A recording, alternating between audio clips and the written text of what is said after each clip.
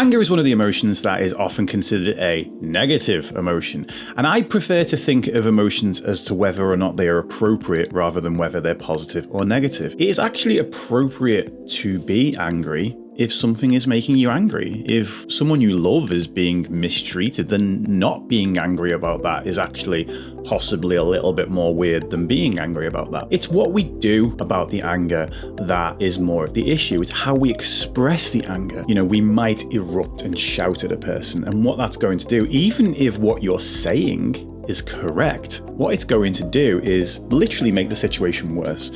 Even if the other person objectively would agree with what you're saying, it'll be that whole, it's not what you said, it's the way that you said it. It'll be that thing, and you're going to lose.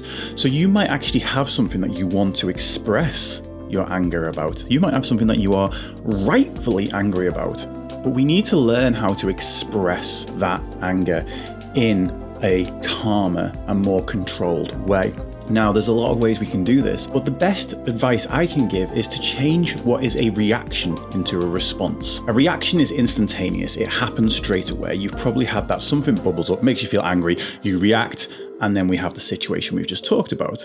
However, a response is simply taking a moment before you reply, taking a moment before you act on those feelings. And that can be as simple as taking a few short breaths. What you will find is that the reaction that you have, the response that you have, when you do it in a much more controlled manner, allows you to actually maybe get what you want. If you're going to express your displeasure with something, if you're going to express that something is wrong, and if you do that in a way that is calmer, that is more constructive, you are much more likely to get the outcome that you want.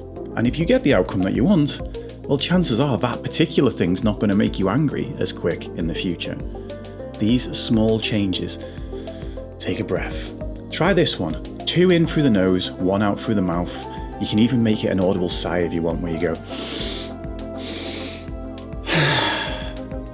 and then respond. And just see how the way you respond is different. It will be different. It will be slightly better.